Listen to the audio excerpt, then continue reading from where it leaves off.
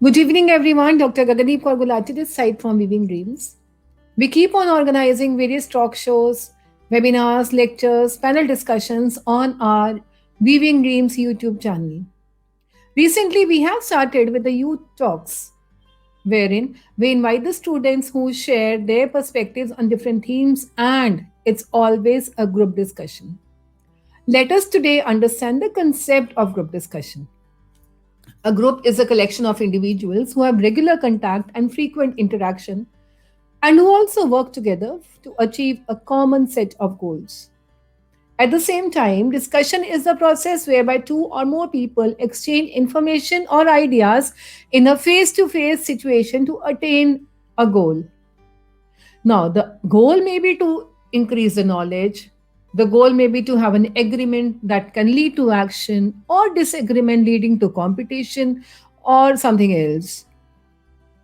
Now, group discussion, popularly labeled as GD, is a popular methodology used by many organizations or companies, institutes, business schools, etc. these days to check whether the candidate has the certain personality traits such as interpersonal communication skills, confidence in public speaking, team spirit, leadership abilities, social behavior, problem solving skills, etc. GDs now form a very important part of the shortlisting process for recruitment or admission in a company or institutions. Now, why is a GD conducted? Over the recent years, group discussions have become very popular method of assessing a candidate's soft skills as I just mentioned. Now, the contenders who are shortlisted on the basis of written exam have qualified in their intelligence, quotient, aptitude, knowledge, etc. But because the significance of emotional quotient has arisen, new tools such as group discussion have been devised. As I just mentioned, to check the social and interpersonal skills of the candidates. The GDs try to find out whether you possess the critical qualities or skills to contribute effectively to the goal accomplishment process or not. Now, as it is said that the first impression is the best impression. The way you communicate professionally with your peers, heads, and most importantly, the customers is directly or indirectly an add on to the quality of services that your company offers to the masses. Hence, a GD is a means of the strainer to strain the right candidate from a pool of applicants. Now, let us discuss what are the skills that are judged in a group discussion. The various skills that are judged are how good you are while communicating with other people, how you behave and interact with the group, how open minded you are, your listening skills, how you put forward your views, your leadership skills, and the decision making skills. More things that are checked are your analysis skills and subject knowledge. Content really matters.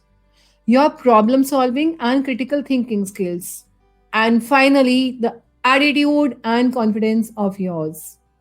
Now, when you have enough knowledge on a particular topic, then it's quite natural that you will have the confidence about what you are speaking. Now, there are certain things that we have to keep in mind while doing a group discussion: how to initiate, how to lead, and how to summarize. Initiating is the first and the foremost step to come in the light among the group is to initiate. How confidently, how with how much of knowledge are you initiating? You are starting the discussion. Second, lead. There can be a situation wherein you may not be having a big information about the given topic because many a times the topic is given on the spot. Just prior to the GD, maybe 10-15 minutes. It's always wise to wait. That time, do not initiate. Wait, watch, and listen to what the other candidates are speaking till the time you get a chance to speak. Then you may definitely take the charge and start the conversation once you are totally sure about what the content should be. Third, summarizing. Just as initiating a group discussion helps to grab attention of the GD evaluators, similarly, summarization is also an opportunity to turn heads of the evaluators.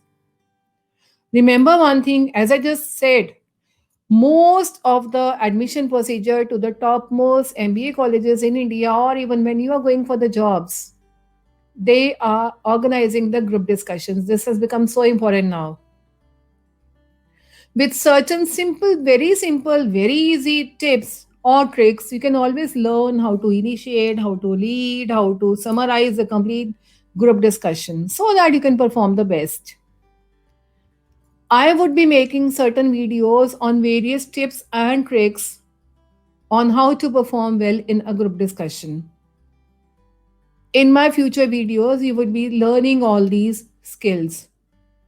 Those audience who are watching my channel for the first time, do not forget to subscribe to the channel so that you can now get all the updates about the various topics, the U talks that we are coming up with, the various tips and tricks that I would be sharing with you all on how to give your best in a group discussion. Because there's so many things that we need to know. How to enter the group discussion in the middle of the discussion if you cannot initiate.